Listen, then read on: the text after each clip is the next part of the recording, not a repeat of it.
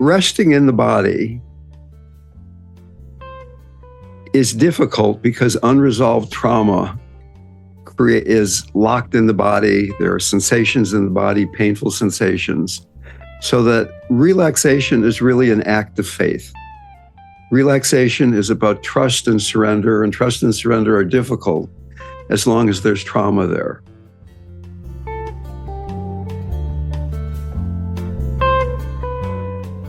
Welcome to Dale Borglum's Healing at the Edge.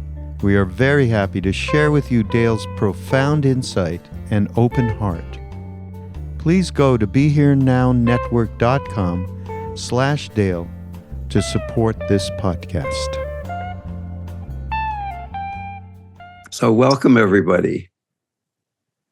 Today, I would like to begin talking about receiving the body. And I thought a lot about the title. At first, I thought about inhabiting the body and then opening the body. And really, one of the points I'm going to be making as we unpack this and get into it is that the body is always existing. The body is not something we have to do. It's something we can drop into in a way. Certainly, we aren't the body, but I'm finding in my own busy life, and I'm sure that almost everybody in the room here has a fairly busy life, that it's a challenge at times to make your life a practice. And I find in my own practice that either saying a mantra or being with sensations, or even some combination of that, where I'm saying a mantra and paying attention to the sensations in my heart, is one of the best ways to stay present. It's just mindfulness itself as I'm running around doing what I'm doing. It often is difficult to maintain a choiceless awareness when there's so much going on in the mind and the body, emotions, thoughts coming and going. So that really, when I look at it, I have three main practices: being with sensation, working with mantra, and then resting in presence, when those other first two allow me to just be there in rigpa, or complete openness, if you will. Somebody asked Trungpa Rinpoche, how do you exhaust karma? And he said, when things come up in your life, you feel them completely and fully, and you don't hold back. You live them right through until they have completed themselves. And this doesn't apply only to what's difficult, but to what's pleasurable. And for me, and I think for a lot of people, the best way to live, or the most accessible way to live through things completely, is to experience them in the body. That when we're in the mind about what we're experiencing, we're not really fully present for what it is that's going on. To complete our karma, be able to receive what's going on in the body. We've talked before about grounding and centering. Grounding is grounding into the earth, the macrocosmic body that we share. Centering is centering into the microcosmic body, our own physical body. So we're going to be exploring embodiment perceived as emptiness. And we're not saying that the objects are empty, but the process of experiencing is empty, in the sense that there's not grasping, there's not the need to conceptualize or label, to just rest in what it is that's arising. There is a danger in working with the body as one of the core pillars of spiritual practice. And that is that we can begin to judge ourselves when we are experiencing illness or trauma or painful sensations in the body. When we even look at the imagery and language about dealing with cancer, for instance, we're talking about the war on cancer, nuking tumors. There's a very aggressive me against the body kind of relationship. And before we begin a more subtle investigation of how to use the body, I just like to point out that there are at least two very serious things to not get stuck in. One is this using the body as a metaphor. I'm sick because I wasn't spiritual enough. I have this response to trauma because I'm not spiritual enough. And the other is that we can use spirituality as a way of not being embodied. Okay, so getting lost in the body or getting lost in practice is a way of not being in the body. Being careful that we're receiving the body as it is without grasping.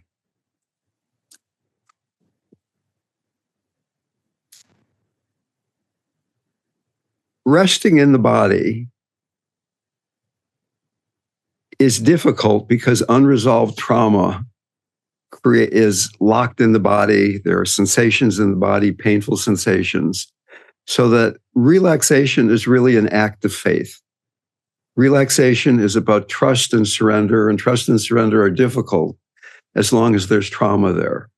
So another thing to really pay attention here is that if in fact you've had serious trauma in your life, to just dive into the body is a delicate matter that we really need to approach the body at a speed that's workable, that's not overwhelming, that the body, by going into the body, we're not deepening a sense of trauma.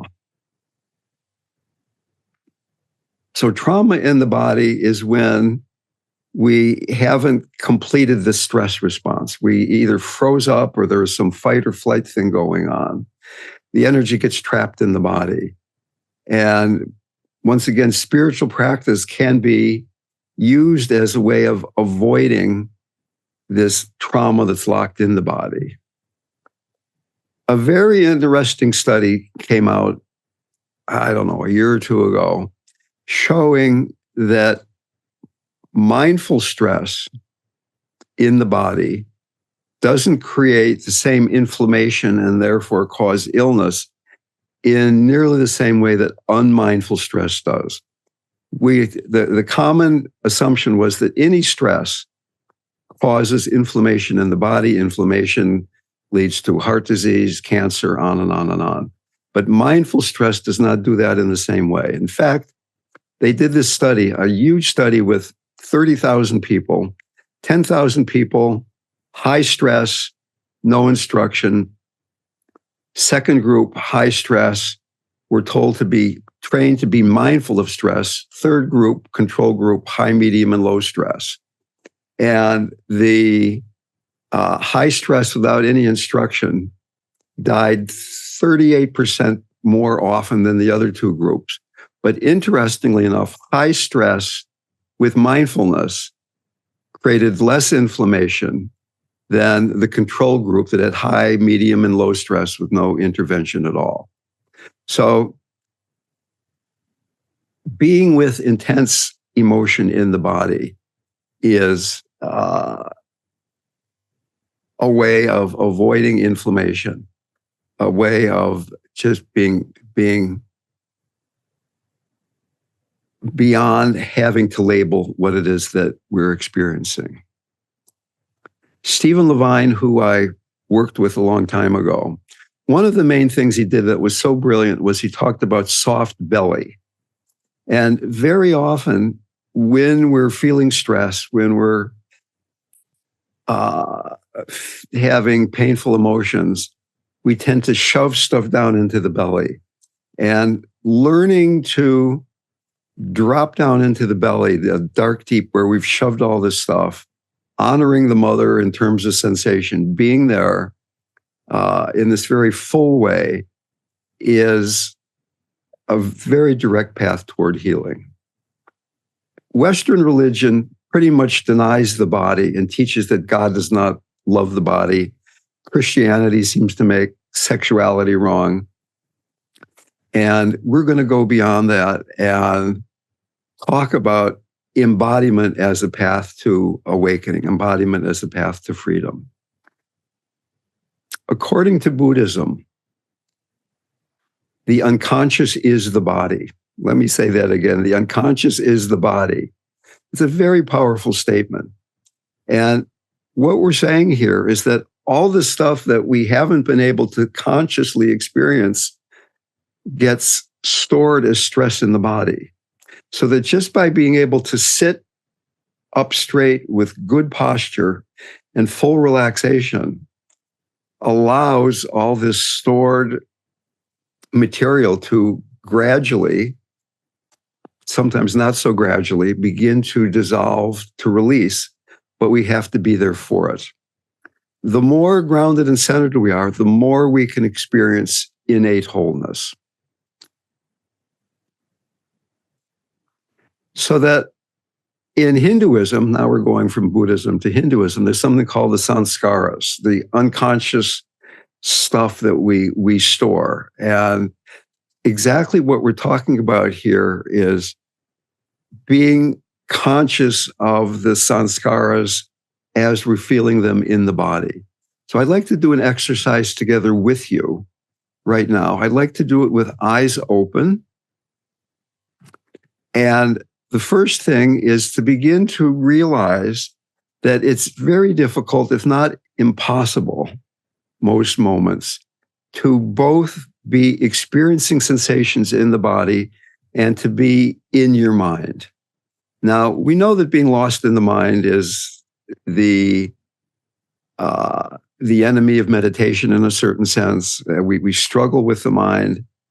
And having this fact that you can't be in the body and in the mind at the same time, or at least it's extremely difficult to do that, gives us a clue here to a practice, which is dissolving thought into sensation. So with your eyes open, begin to notice when you're lost in the mind and when you can be with the sensations in the body. When you're lost in the mind, you might even feel there are sensations locked in the head. But can you, when you notice thought, dissolve into feeling sensation? Wherever you feel sensations predominating in the body, and just resting in sensation. Sensations exist in every part of the body. And can you even then go beyond feeling sensation in one place to having a global awareness of the body itself as a whole?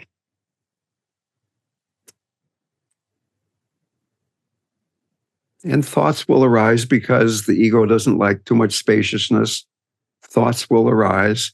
We're not seeing thoughts as the enemy. Thoughts don't need to be repressed or suppressed or fought with, but they're a reminder that we can be resting in the present, and particularly in this case, in experiencing sensation.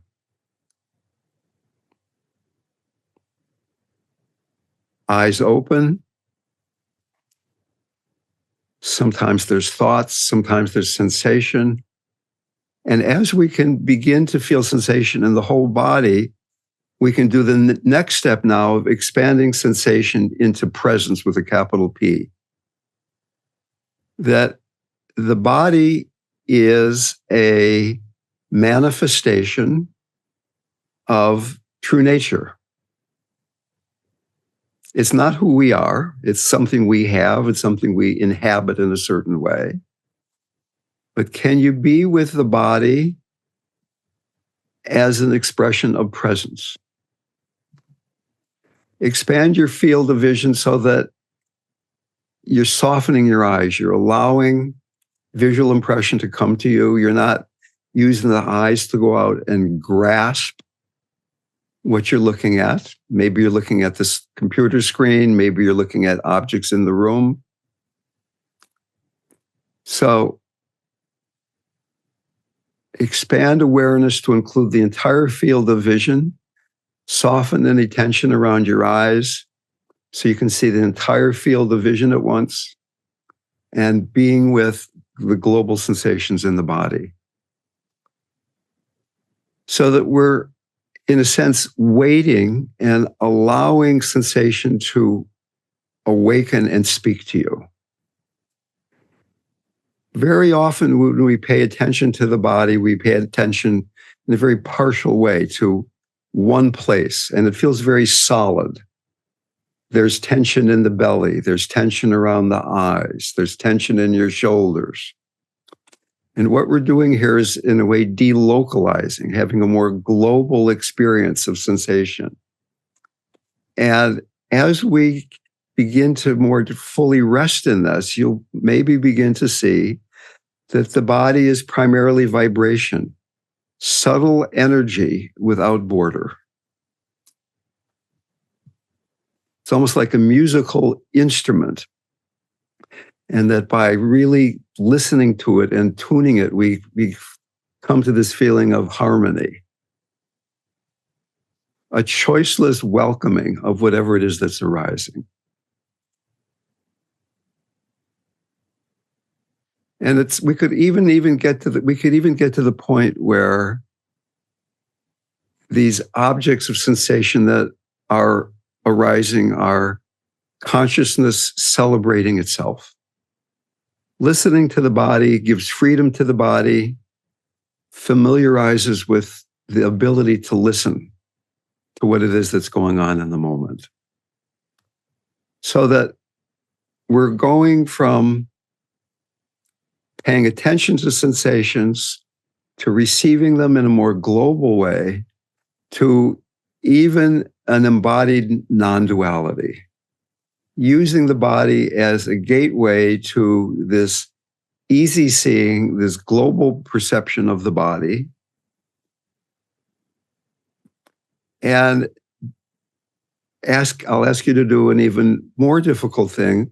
What does it feel like in the body when you're lost in the mind? It's hard to do both of those at the same time, but when you're lost in the mind, my experience is there's a sense of contractedness. There's a sense of solidity in the body that is a representation of where we're grasping, where we're caught, where we feel separate, where we're not connected to God, where we're not connected to ourselves, where we're not connected to each other and the planet.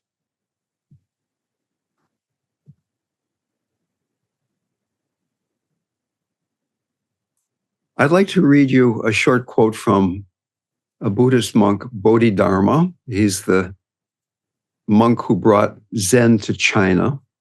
And see if you can keep doing this practice that we've been doing, just being with sensation, being with presence, letting the words come to you, not trying to figure out what this very Zen-like statement is trying to tell us. If you use your mind to study reality, you won't understand either your mind or reality. If you study reality without using your mind, you'll understand both. Those who don't understand understanding. And those who do understand not understanding. Okay. People capable of true vision know that the mind is empty. So what he's saying is that when we're lost in the mind, we're not understanding, that we can't really receive reality conceptually. We need to let go of understanding. Krishnamurti wrote a wonderful book called Freedom from the Known. So that how do we have this freedom from the known? One way, you can keep saying a mantra. You can keep saying Ram, Ram, Ram, Ram, and all you know is Ram. You know something, you know one thing, you know God. That's one way to do it. Another way is what we're talking about today, is that we're receiving the body. We're opening into the body and letting the body tell us how to respond to the next moment. The mind and the world are opposites. and vision arises when they meet. So that we've talked before about something I call the tantric-three-step, which we're kind of approaching right now from a slightly different, more somatic angle. But the first step is when we're caught, when we're stuck in any kind of way, can we let go of the concepts and feel the sensation? What is going on right now? Without trying to figure it out or label it, but what does it feel like right now? Not what is my mental relationship with it? What does it feel like to be me right now? And then can I open my heart to that is step two. And then the third step is even this is presence. Even this is this tantric reality. Okay. So the wonderful Tibetan non-dual master Tilopa said, do nothing with the body but relax.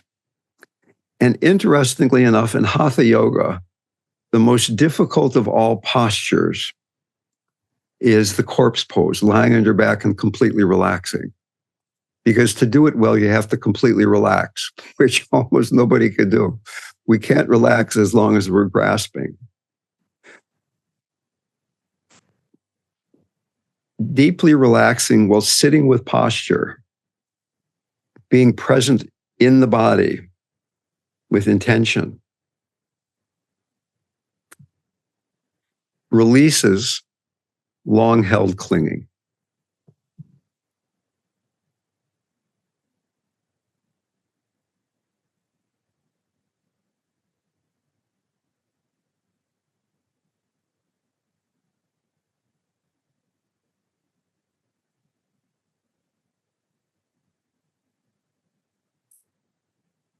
So that what we're doing here is an opposite approach to meditation. Usually we do a kind of a top-down thing where we go into our left brain and think about how can I approach my life? How can I approach my experience in a way that brings me more peace and calmness and equanimity? And what we're doing here is instead connecting with an inherent self-existing wakefulness that is always here, that's always present within the body itself. So in contrast to conventional approaches that emphasize entering into meditation through intentional thinking of the conscious mind and following conceptual instructions, we receive the body, trust this relaxation into physicality. And then as we trust, we can begin to explore. We can begin to open and accept without any prejudice, any grasping, what it is we're feeling. Begin to expand and make more refined our experience of the body so it doesn't end at the edge of our skin. And that we begin to receive the body not as my body and my solid body, but this vibrating, energetic entity that really is at one level connected with all others, and in another level is identical, that there is one being, using the body to enter into the sense of non-dual awareness.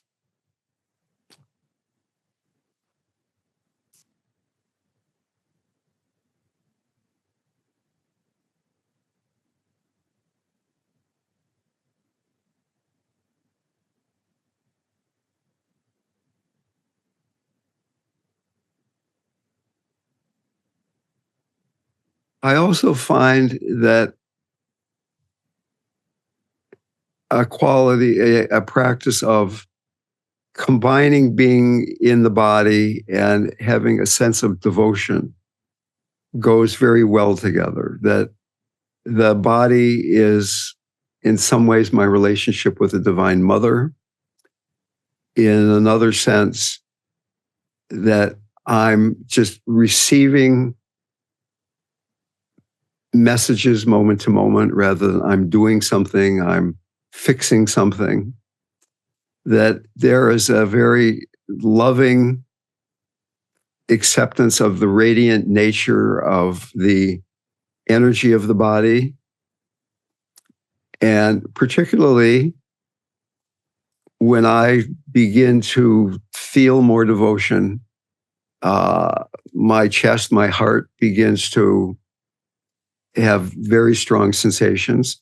Rather than trying to produce that or increase that or grasp that because it feels so good, to notice the quality of surrender into the heart, learn to trust it more and more, to become more familiar with it, being able to talk like right now, to listen like right now, and have this embodied devotional awareness, if you will.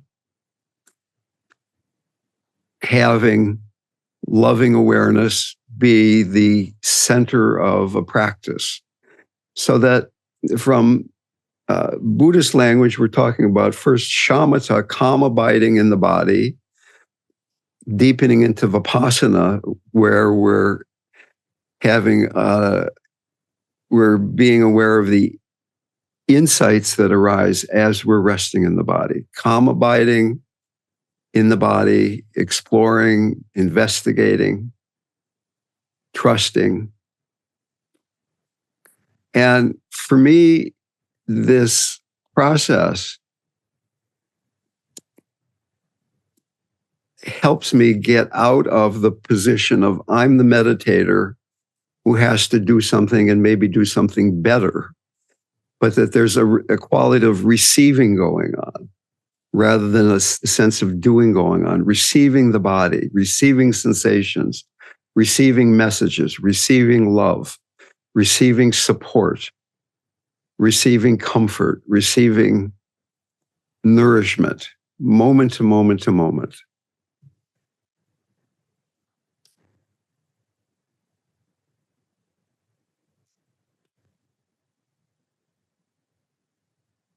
So in a way, we're talking about moving from a more yogic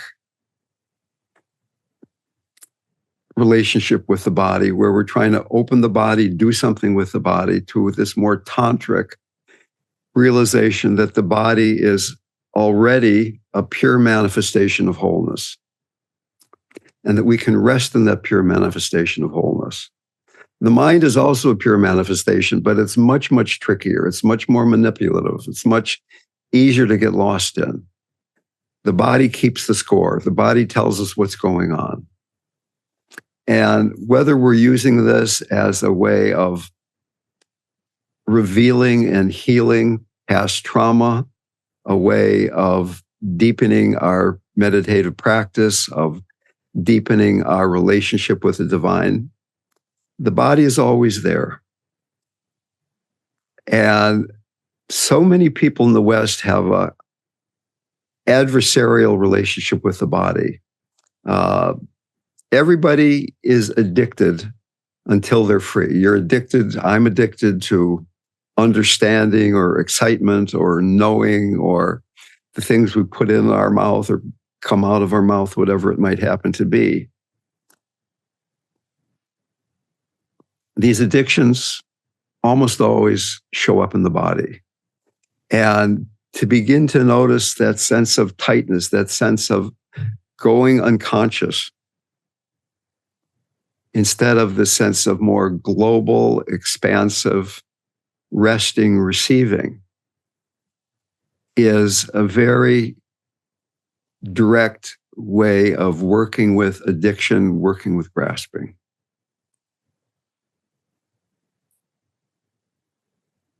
So that we're not looking at the thought process, the involuntary thought process, as an enemy. The thought process can be voluntary. When we need to think, you can be embodied and you can think. What we're talking about mostly today is involuntary thought as a way of avoiding being present, addictive thought. Letting sensations awaken and speak to us. And then at the far end of practice, going into non-duality, surrendering into wholeness, as we're receiving these sensations, who is it that's receiving the sensations? Is there actually an I who's sitting here in the chair right now, who's feeling my butt on the chair and my elbows on the arms of the chair and my neck on my shoulders and all that stuff? Or is there just sensation arising, consciousness meeting sensation, sometimes grasping, sometimes not grasping, and noticing how the relationship with sensations itself reveals the sense of wholeness, and that allows us gradually to trust this total relaxation into sensation.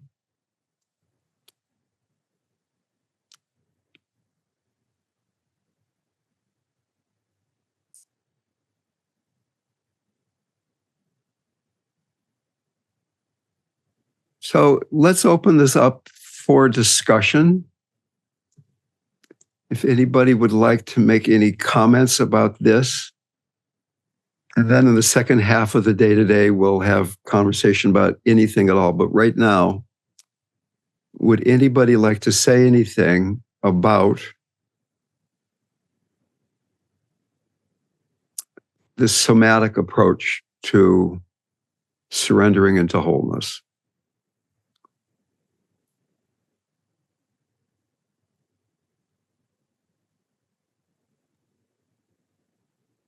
Susie has her hand up, RamDev. Okay, please. Good morning, everybody. My name is Susie. And the one thing I noticed, Dale, is that when sitting, maybe it's because I meditate a lot, my eyes, I had to fight my eyes from staying open. And I don't know whether other folks experience that, but it kind of took my mind away from the relaxation of the whole when I'm fighting my eyes to keep from closing. So anyway, that's just more of a comment, and maybe there's a way to kind of ground myself so that doesn't happen. Thank you. Yeah, you're welcome. In certain schools of Tibetan Buddhism and Zen, people always meditate with their eyes open, with an easy glance looking down a little bit. And I've done a lot of meditation retreats with my eyes closed and got very good at being this remarkable person when my eyes were closed and not so much when my eyes were open. And I figured, well, wait a minute. So like when I'm driving and I'm not meditating, then what happens? Or when I'm talking to somebody and looking at them, then what happens? So I get that. If you have a lot of conditioning that you meditate with your eyes closed, then it's harder to do what I was suggesting today. And certainly cutting out the visual input as a way of focusing on what's going on inside can be useful at times. It lets us see in a very clear way things that we often get distracted by when we're looking around. Visually is one of the visual channel is one of the main channels that leads to grasping. After a retreat is over and people start talking and moving around, I notice that looking out there and looking at stuff throws me into my mind. So to begin to practice easy seeing, as I was saying before, like right now, when you're looking around the room, just stop looking at the computer or phone in front of you. Look around the room a little bit and see if you can allow visual impression to come to you rather than this more aggressive or acquisitive sense of my eyes are reaching out there and grasping stuff. Can you be with the sensations in your body and just allowing then visual impression to come to you? Easy seeing, soft seeing. It's like you're seeing everything for the first time. Everything is fresh. Everything is awake.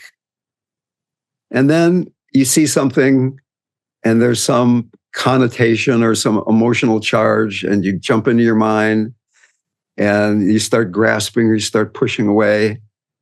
The body probably slightly pulls back or leans forward, barely perceptibly. Okay. So I think it's important to practice being present with your eyes open, even though it might not be the easiest thing to do at first. So who is next in the line here? I'm iPad. okay. Hello, everyone. I just had a little sweet story to share that happened to me, gosh, many, many years ago, probably in the early 70s. I happened to be out front talking to my mailman as he was walking by, and he was sharing with me about this person that he listened to as he was on his route, delivering his mail. And his name was Roy Masters. And he did a radio broadcast out of LA back in the early 70s. And he ended up kind of in a, going off being a kook after that. But he did this simple meditation practice. And it was the most profound experience that happened to me in meditation. And it was just basically you just drop into your heart and you visualize your hand. You just do a visualization on your hand.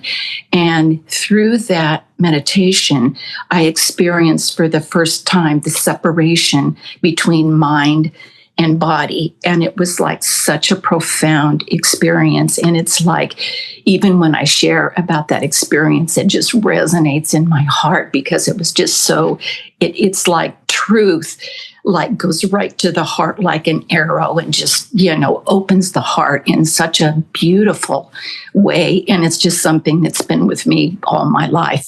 And I just thought it was a sweet story to share. Thank you so much. Thank you so much. Nicholas. Just very briefly, I heard somewhere that sound is perceived with the back of the head. I don't have any scientific evidence for that.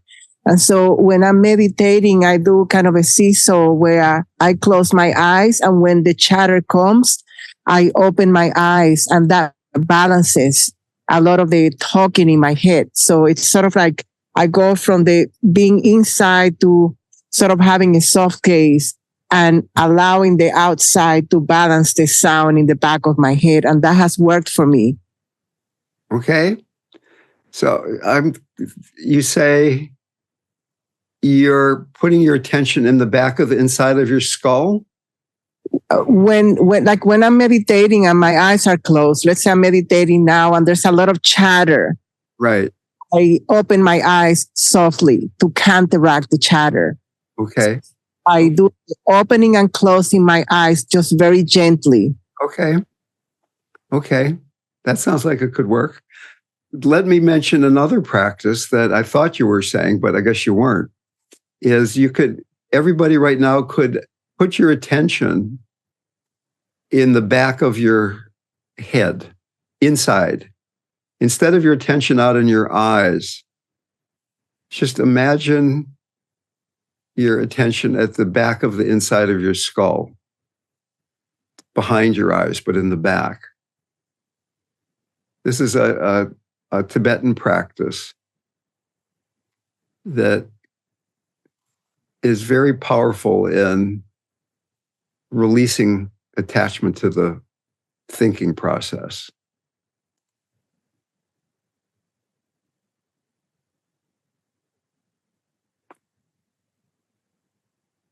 Gary, did you want to say something, my friend? Thank you. Yes, Dale.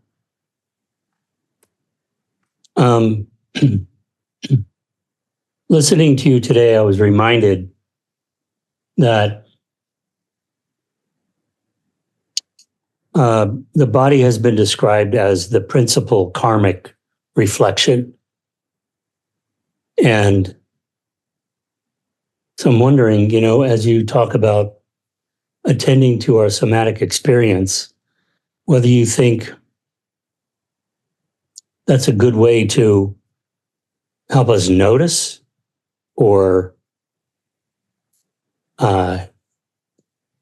sort of differentiate, interpret our experience in terms of karma. Does that sound helpful to you?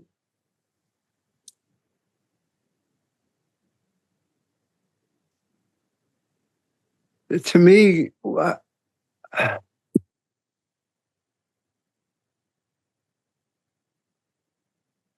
what I've been...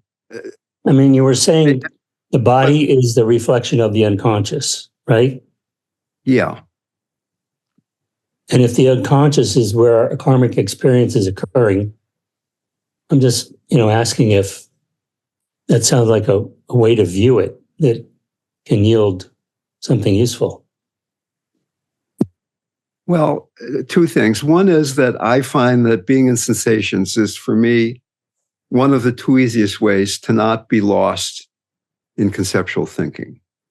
The other is to be repeating a simple mantra, which is just having the mind on one thing, but being in the body is beyond conceptual. I mean, it can fall into conceptual relationship, but it's a way of not being in the conceptual mind.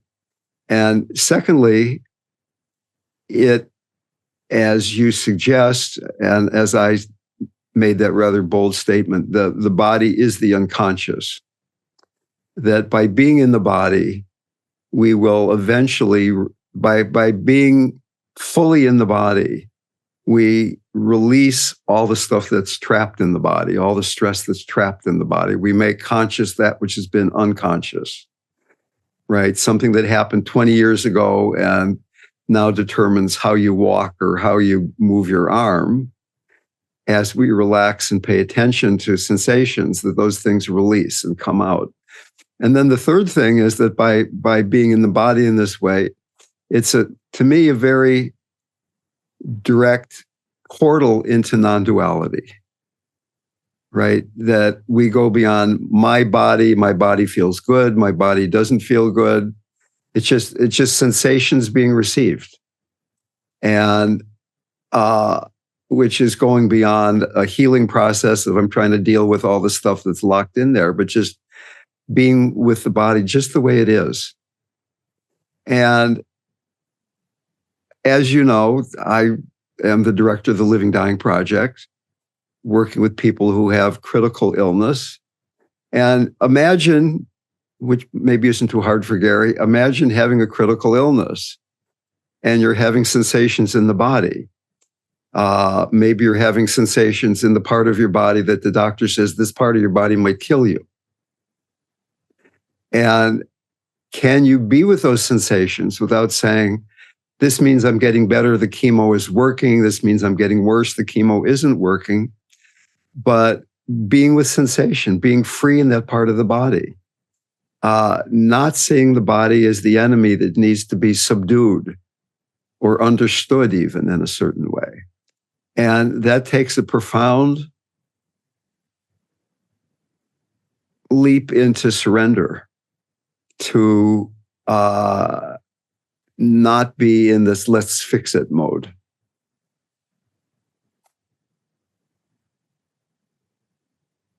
I don't know if I answered your question at all, but I had a chance to say a few things I wanted to say at least. No, that was great. Thank you. Okay, you're very welcome. Okay, Aileen? Or however you, I'm sorry, I can't. How do you pronounce your name? Is it me? It's you. Oh, hey. Hi. That's Anya. Anya, okay. Yeah. You may already have answered the question, and thank you for that meditation. It was really beautiful. When I did it, for the first time, I was surprised to feel sensations I had never felt in my body. Up along my skull really surprised me to feel that. So is it an invitation to release those sensations or to massage them? Or is it just simply paying attention to them and not trying to fix, just a presence and an awareness? Yeah, that last one. A presence and awareness.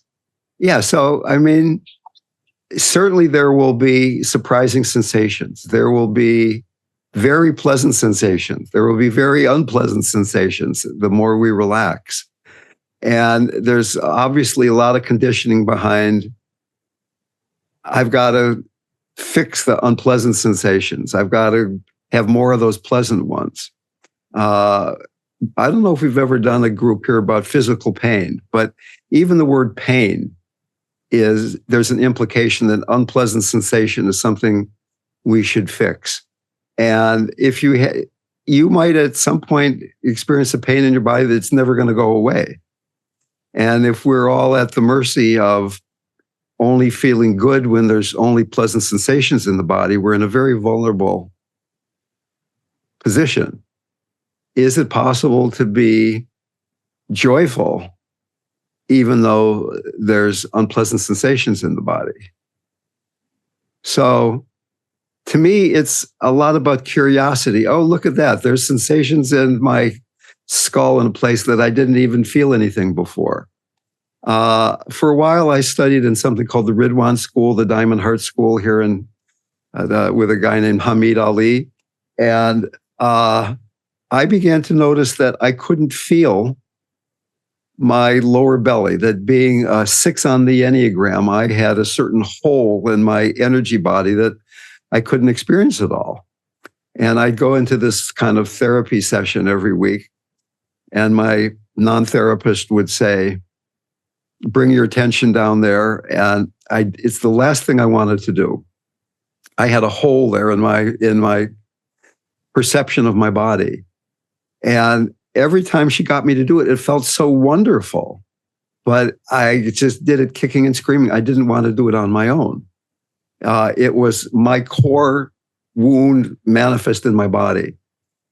And after several months of her gently guiding me to experience that, I began to love being in that place. But it was sure not something I was going to do on my own, right? So that maybe you can do it on your own. I'm just particularly stubborn, maybe. But what I'm saying is that here you have brand new sensations in your head, and there's an impulse then to say, oh, this is new, this is different, what should I do with this? Just let it be what it is. Just to me, it's almost like surfing the present moment or surfing sensation. And as soon as you try to figure out the wave, you fall off and you got to get back and do a bunch of paddling again, right? So there's those sensations, and they're going to change to some other sensations and again, coming back to what it feels like. Thank you. You're very, very welcome. Owen. I knew you were going to ask a question today. I was just watching your face. I knew you were going to ask a question. Oh, okay. I was wondering about what the relationship is between this way of receiving the body and the way of being in your body where you're actively doing something, say, that you love to do, and you're just doing it in a flowing, open way. Like my example would be playing basketball. I love to play basketball, and there's a way that I have of shooting the ball in a sort of floating motion. And if I'm really in my body, it usually always goes in. Right. Yeah. So that's my question. What's the relationship between these two different, I assume they're sort of different, but somewhat related ways of being in your body? I'm going to hit the mute button here just because of the dog. And if anybody wants to talk, just please unmute yourself. Yeah, that's a great question. And I guess my experience is if I'm sitting still, I'm meditating, there's a very different way of receiving sensation. It can be a lot more subtle than if I'm running around on a basketball court or riding a bicycle or, doing something where there's a lot of movement and sensory impression coming in. But really, Owen, I think it's fundamentally the same thing, that when you're in that flow, when you're playing basketball, when you're really in your body, you're naturally doing this meditation that we're talking about, that you're, as you're flying through the air with a ball in your hand, as you're not lost in your mind, your body is making the adjustments to, here's where the ball is going to go, here's the way I'm breathing, all those things are just happening naturally. So that I would highly, highly expect that if Willie Mays is catching a fly ball or Berezhnikov is leaping on the stage, that they're not saying, okay, I've got to pay attention to my sensations, but they're also not thinking about, how do I do this? They're just letting the body take over and do it. And is it possible then to let the body take over when you're speaking in public? Is it possible to let the body take over when the doctor tells you you have cancer, etc.? So that we talked about a kind of a sequence here of beginning to be with sensation and then let it be a lot more global and refined, letting thought dissolve into sensation, letting sensation dissolve into presence. From another language, we could start out and talk about being grounded and centered. That in the beginning, there is some intention. I am going to put my attention in being grounded in the first couple chakras, and then put my attention in the first chakra, grounding, second, third chakra, centering, so that I am doing something. And for many of us, because we haven't really inhabited the lower part of the torso, we approach sensations more from a way even of maybe avoiding problems or getting lost in problems than allowing them to be there and not even be problems anymore and just be that's what is. So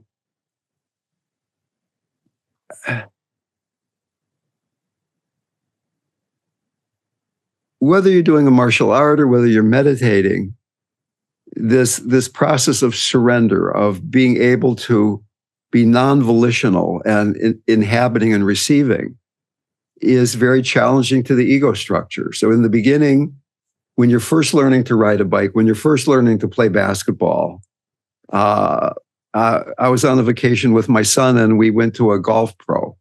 My son got a golf lesson and he did really, really well. The pro, he'd never golfed before. The pro was really surprised how good he was. And then a couple of days later, we came back to the golf course without the pro, and he couldn't even hit the ball at all because he kept thinking, what did he tell me to do? I should have my arms this way and my feet that way. And it was so remarkably different because he was trying to do it, right? And that's just golf. I mean, how about loving another human being, or having a body that's really sick, or being a Republican, or whatever, right? Something really super challenging. Okay. Did that answer that at all? I'm not answering questions, but okay. Thank you for letting me off. One more, and then we're going to take a break. Ian. Hi, everyone. Hey. I'll make this quick. One thing that came to mind is I twice before I did a meditation, like in New York City with this Buddhist group, and we sat by the subway steps and just sat there for an hour while everybody walks by and looks at you and all this stuff. And I'm not sure where I went. Sorry, my video died, but that's okay. Okay.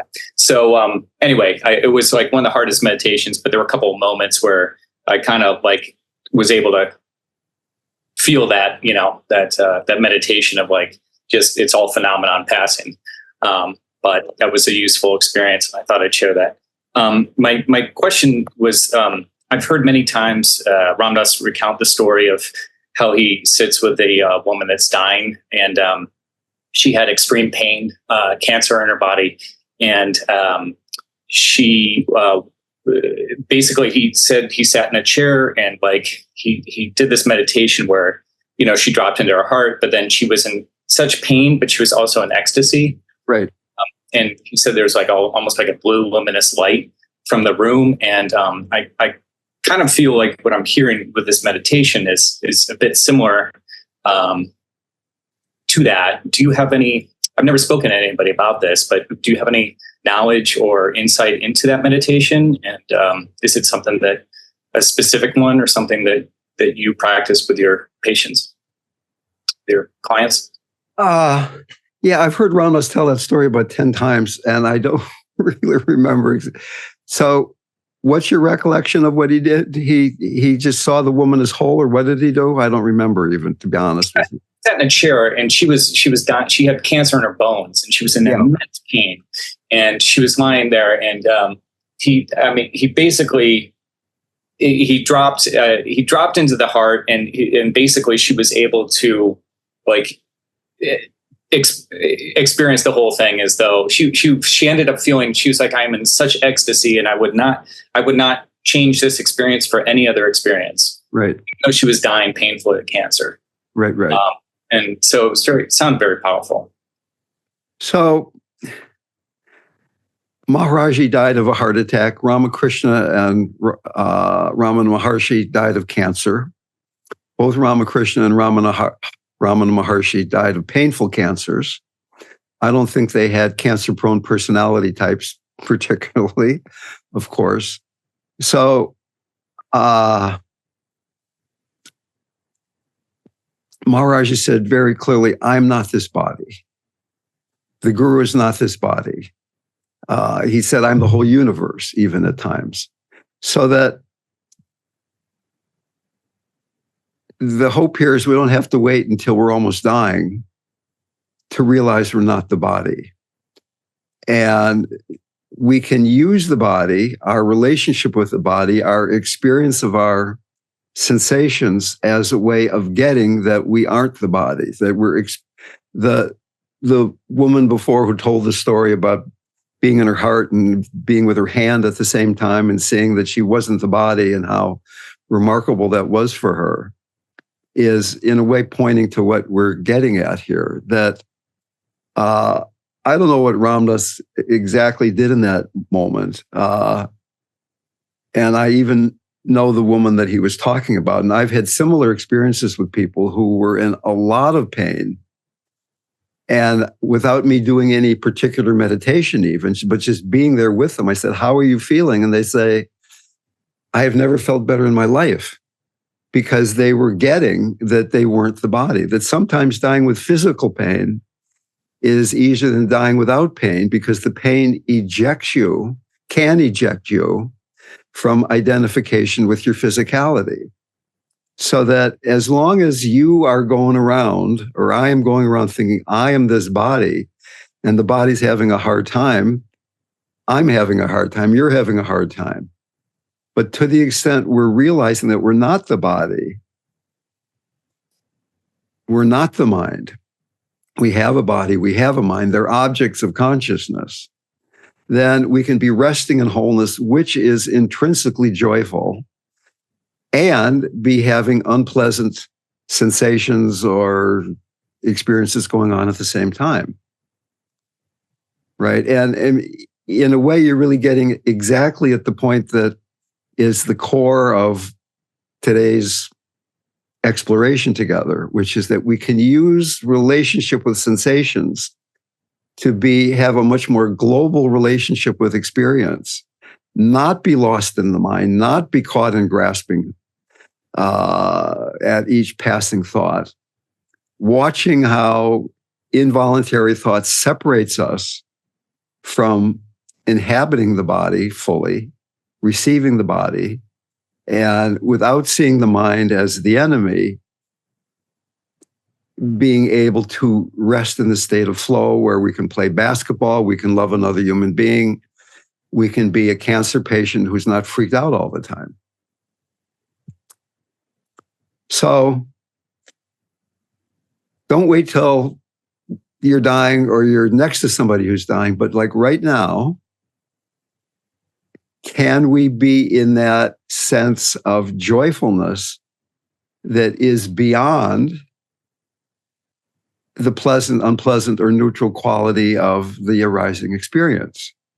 Once again, the Tibetans say that compassion is the combination of sadness and joy. Compassion is the heart meeting suffering, the open heart meeting suffering. And to the extent then that our heart is open, we feel this joy that isn't dependent on what we're experiencing, but we're also feeling sad because what we're experiencing is suffering. Everybody in the world is experiencing suffering at some time or another, a lot of the time or another, right? That's a sad thing.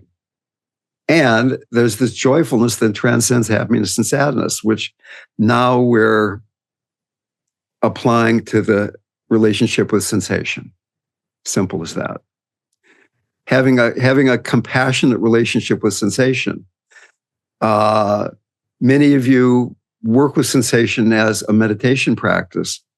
That could be extended maybe to a compassionate body scan.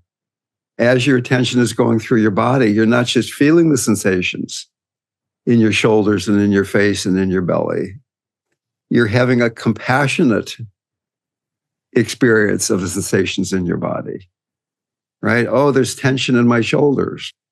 And then you let go of my and shoulders. Oh, there's unpleasant sensation. Can my heart be open? And you're just exploring then how to learn to be open moment to moment to moment. Moment to moment to moment. Talking too much.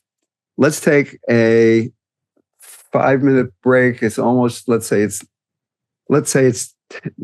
we'll meet at 10:15, quarter past the hour, wherever you happen to be. You got it. What would I do without John? That's the question of my life. Thank you, John.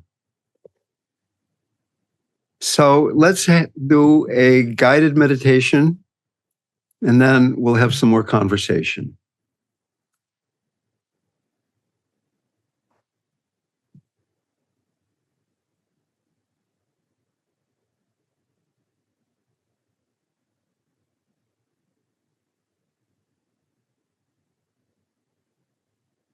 Please begin by invoking that which you trust, that which receives the body, that which doesn't change nor die.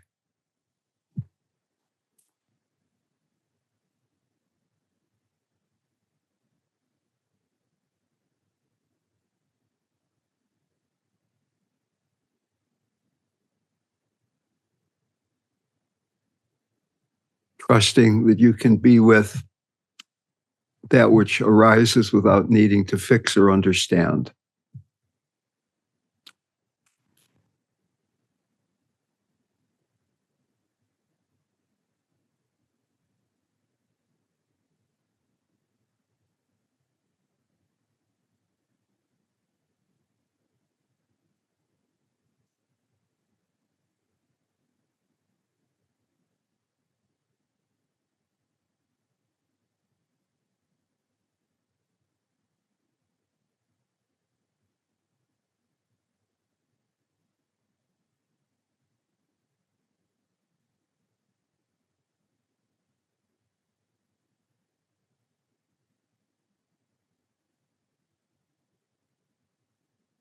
And in the beginning, volitionally, do a few grounding breaths. Imagine you're pushing energy out through the base of your torso into the earth of support and nourishment, abundant grounding energy. And as you breathe in, receiving this energy.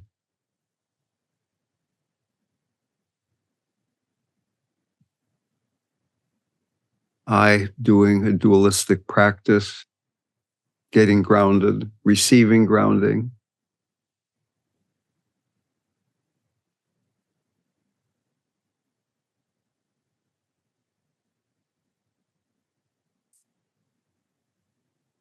And then becoming centered, doing some centering breaths. Same practice, except breathing into the lower belly.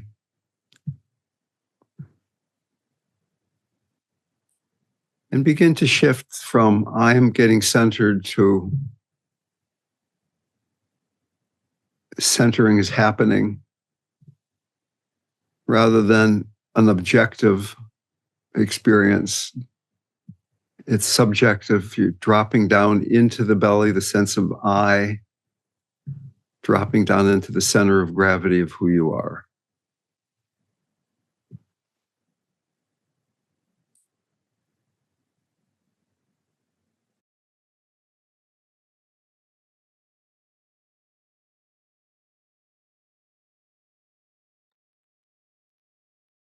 So that it's as if you could hear my voice from your belly.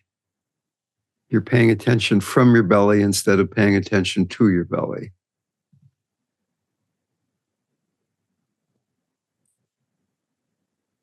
Dying into this quality of being centered with each exhalation.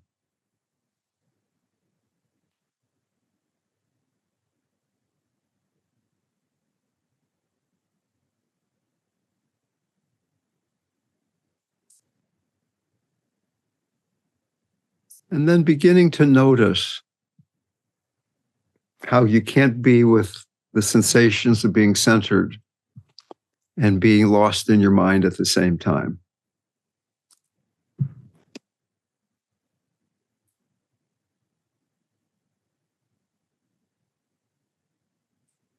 Again and again, without seeing the mind as the enemy or a problem, coming back to this quality of being centered. And then even beginning to expand your sense of the sensations you're paying attention to, of not just your belly, but a more global sense of your body. Just resting in this vibrating, subtle, each moment arising and passing away flow of sensation.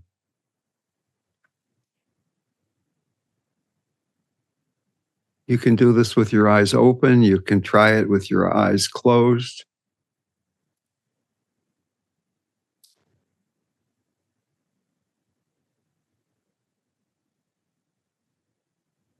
Dissolving thought into sensation when the thought arises. The thought being the reminder to surrender into this openness.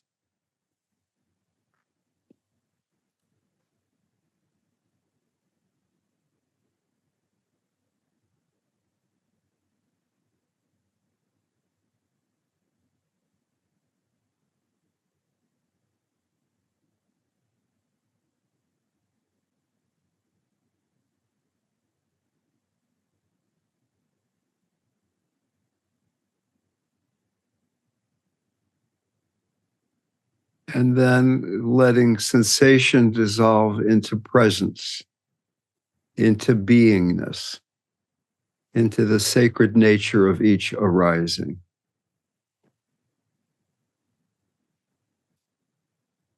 Sensation, our relationship with sensation being the portal into resting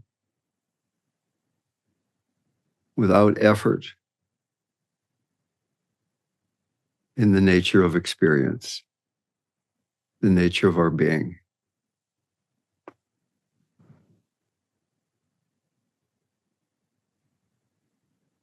Feeling the whole inside of your body at once.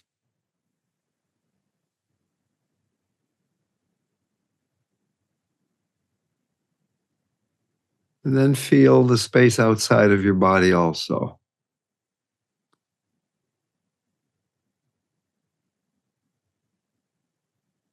And then even the space filling the whole room.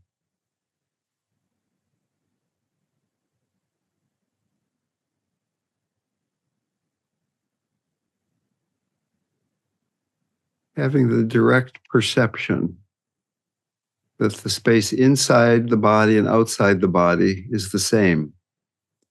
Continuous space, continuous awareness.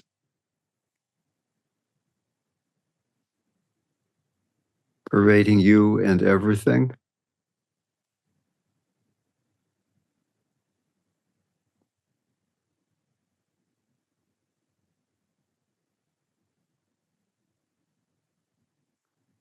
And as we're aware of this spaciousness, it's essentially becoming aware of awareness itself. Awareness pervading space, being aware of this.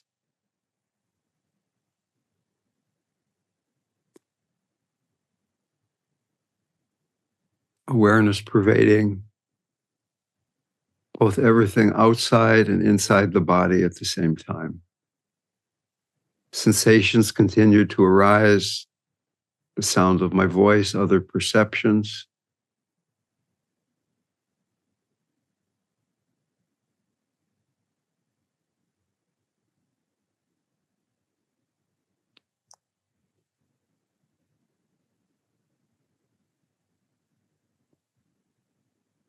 Our relationship with reality arising through our receiving of sensation.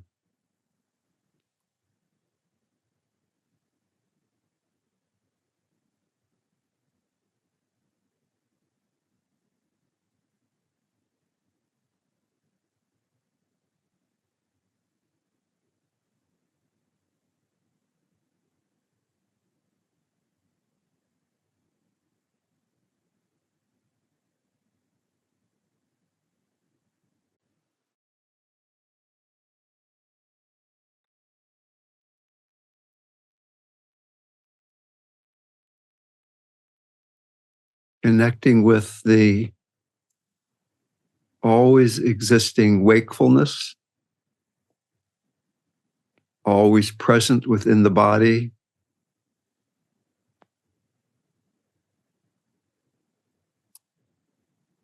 outside the body, rather than a contrived approach of trying to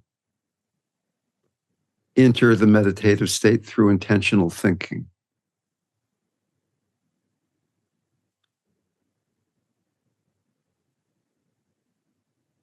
Resting in this quality of receiving.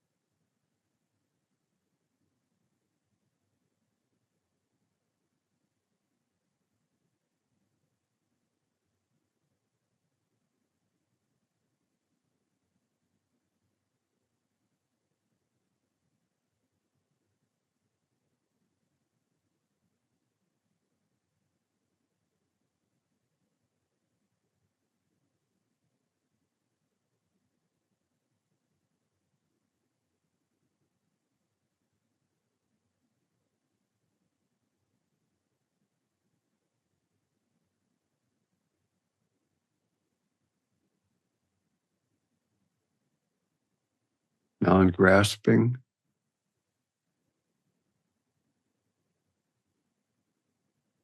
experiencing awareness pervading your entire body and the environment outside of your body at one and the same time.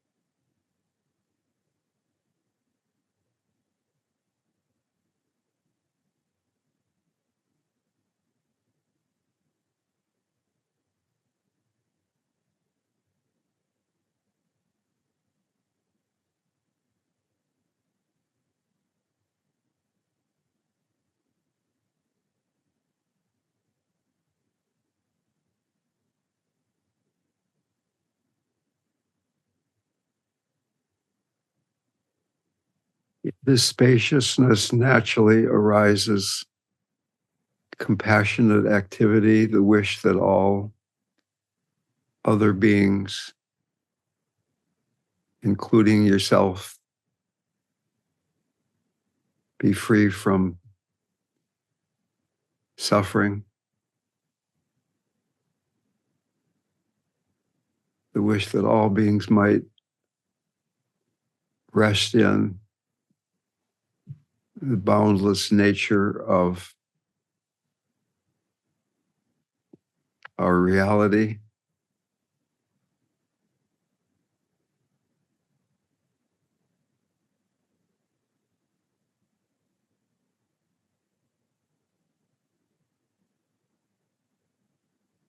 Resting in the spaciousness and realizing that there is suffering.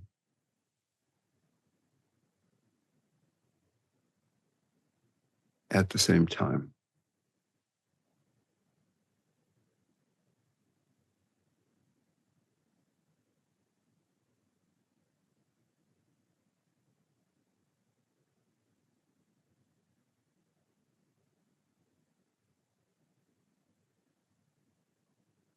Letting the heart be moved by the depth of suffering in the world.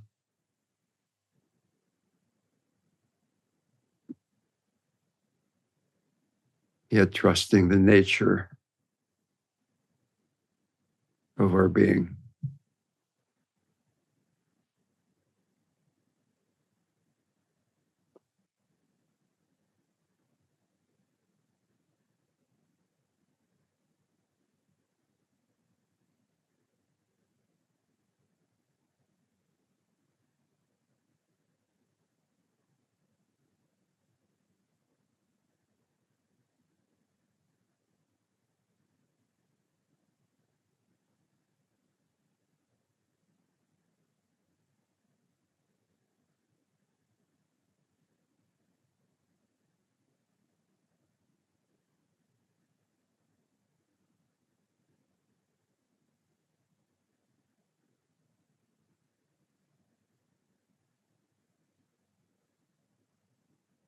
That is the end of the meditation.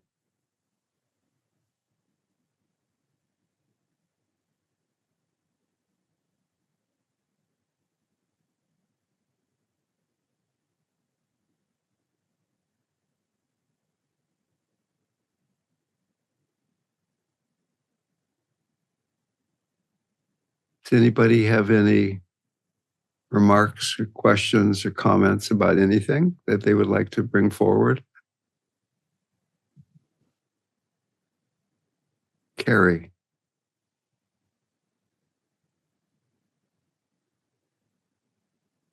Thank you. This has been really a blessing to hear today. I've been really stressed this week, and I just wanted to say one time I was on the main floor. I've got an office up here in the attic, but I was on the main floor, and I was feeling stressed in my body, and it was like a voice from the beyond, just sort of I heard, what if it were nothing was here? You were in a void and everything was unpleasant. And like maybe a Ray Bradbury book, everything was unpleasant. And I just, like everything swirling and unpleasant, and the air smell was foul, everything was bad. And I've been able to drop down into my nature of being a couple times, one with plant medicine, one with internal family systems, a therapist that has some connections to my spiritual community. And this time it was another time I was able to drop down really deeply, and I felt this profound gratitude and reverence for everything that I was seeing around me, just even the simplest things that I would take for granted usually, but just this it was so that sense of dropping way down like that stayed with me for quite a while that afternoon. So I'm thankful for my teachers like you and others who helped me just even though I'm in the midst of all this stress, just something that will happen because of teachers like you and others, that I get messages to drop way down, and the more I practice it, the more I can do it, And so I was very thankful for that day. Wonderful. Yeah, sometimes sometimes when it's like a Ray Bradbury novel and it couldn't get any worse, that's the best inspiration for practice. I remember once I was on a bus in India, a local bus. I was on a pilgrimage high up in the mountains, and it was a super crowded Indian bus, like a stereotypical with chickens and twice as many people as should be on the bus. And I was shoved up against the side of the inside of the bus. The window was broken and it started raining. And all the dirt from top of the bus started washing down because the window was broken. It was all coming on my right shoulder. So there was this cold, dirty rain just covering half of my body. And I'm sitting there and I was in ecstasy. I was just saying God's name and feeling, well, I'm dirty and I'm tired and it's cold. And it's God. I mean, I wasn't really saying that with my mind, but the physical plane became so unpleasant that I just kind of inhabited this other place that was just ecstatic and beyond it all. So I think the trick is not waiting till it gets so horrible that we're in a Ray Bradbury novel, but seeing if we could do that in a more day-to-day kind of a way. Thank you for that great story, Carrie. Thank you.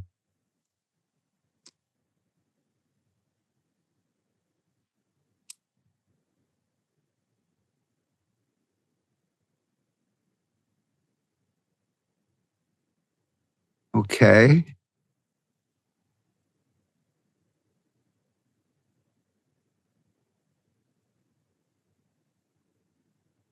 Anybody else want to say anything?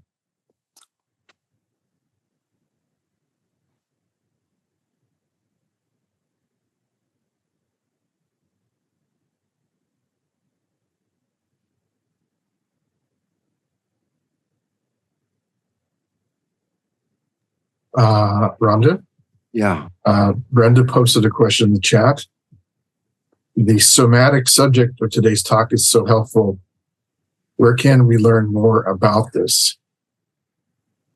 An impossible question.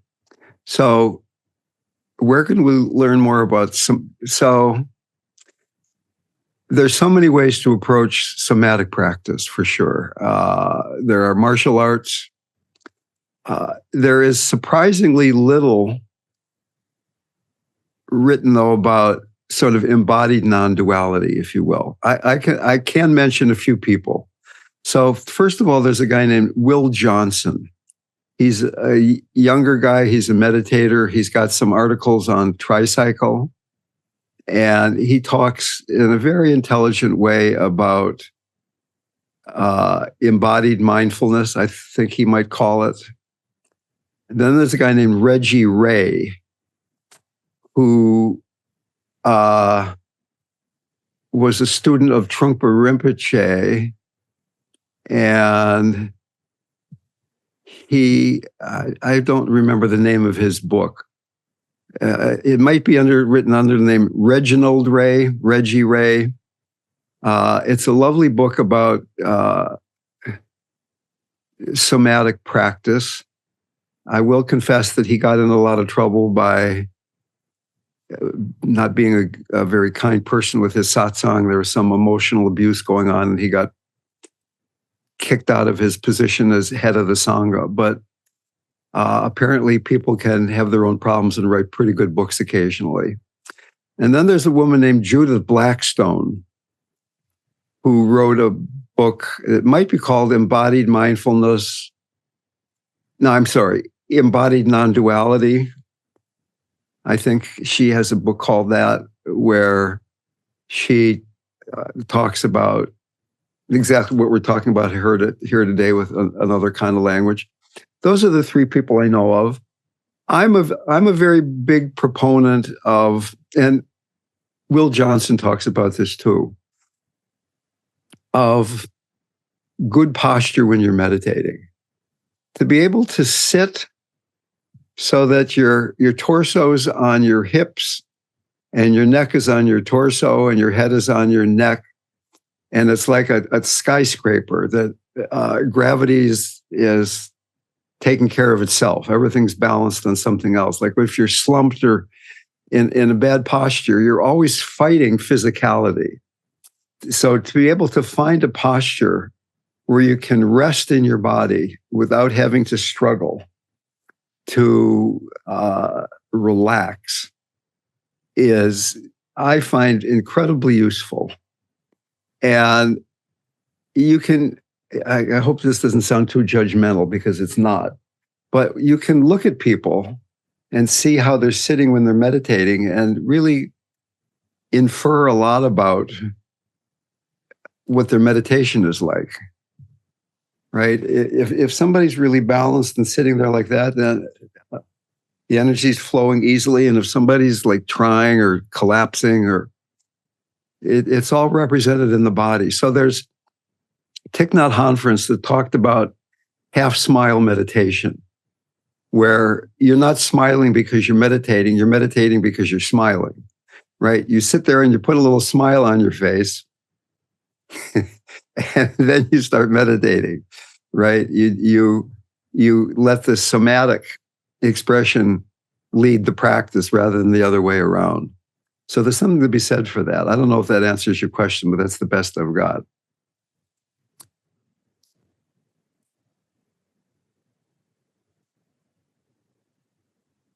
Okay. Well, maybe this is such a great talk that there's nothing more to be said and we can go play a little bit earlier on this weekend, but I'm sure glad that we don't have to talk about somatics. Anybody want to make a comment about anything? 49ers are playing the Eagles this weekend, right? That's a big deal.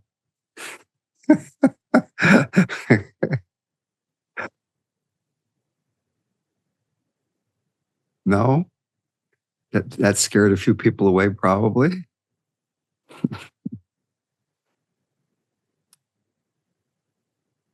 Carly, you don't have anything to say? I can't believe it.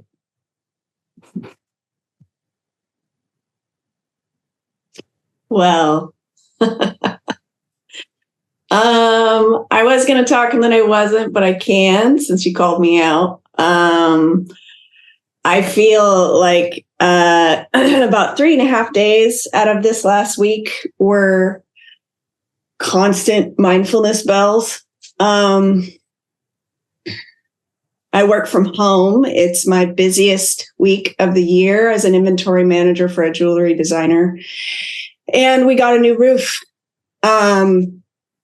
So there are many metaphors in getting a new roof. Not just the sound, because I thought I can handle the noise. I'll be fine.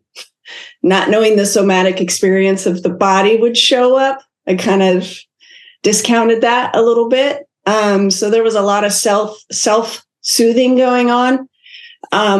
Also, just moments of deep compassion for what people go through when they're in traumatic environments like war-torn areas or abusive homes or violent relationships. I used the experience quite a lot, like what you explained today, with some success and many failures. But I think the failures showed me where I am in this human body and as a person, which is helpful. And then also, I have endometriosis. And so that pain that I experience, I have reached both the fighting place where I try to fight it, which doesn't turn out well. And then also the, not resignation, but surrender to the pain. And it is both the most extreme suffering and the most beautiful moments of my life. in which my heart just opens up, not just for everybody else, but for myself. So, and even this week with the roof, I wasn't supposed to have the entire roof torn off. Part of it was supposed to stay and it didn't. And a lot of beautiful things in our attic were damaged. And they're just things. But they're also memories of Sudu's father, who died a year ago yesterday. So it has been both a tremendously beautiful and terrifying week for me. And I am grateful beyond measure for all the lessons and all the love that I have in my heart. So thank you for today, Dale. I appreciate it a lot. And thank you all for being wonderful human beings and being who you are in everything that you are, in all of your shit and all of your beauty. You are absolutely awesome and amazing souls. I know you are. Thanks, Dale.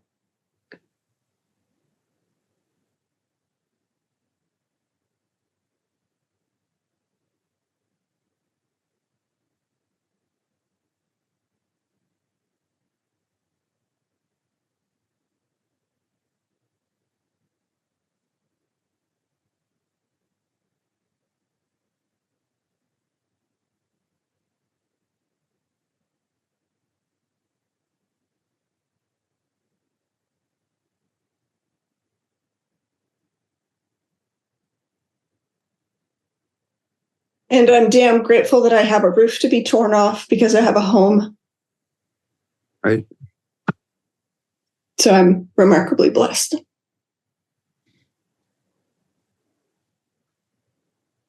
Jeff, you want to say something? Yeah. Thanks, Carly, for sharing. I would like to just share something that has been going on in the last few years of my life. I recovered from a very deep depression. And throughout this journey, I've started to listen to RamDev and attend your workshop, Dale, and participate in the Saturday spiritual group like this one and a couple of others. I started looking in the 12-step program because I've had some alcohol problems. And so through the deepening of my work, I have come to realize that when they say in the religious context to be God's instrument in this life actually means a lot of different things. And one of those is keeping the mind and the body in the best shape possible, because it's a temple that we have to rely on to do the work. And so sharpening the mind, taking care of the body, eating healthy, going for exercise, quitting alcohol, this purification process it's its own reward. Mm. And it brings me closer to God every time I take care of myself, my relationships. And every time I bond with my daughter, I spend time with her, cultivating her skills, giving her time, attention, affection, guidance, discipline. All that stuff is, it's all God's work. So in order to do God's work, I need to be clean with God, and I need to become the person, not just understanding intellectually, but start to practice compassion. I started to volunteer with your organization and with a couple others, moving from knowing to doing, and ultimately to being. And it's a hell of a journey, and there's no destination. There's only the journey. And I just want to share that with the group, and I'm sure all of you can appreciate it. Thank you. you, Jeff. Thanks so much.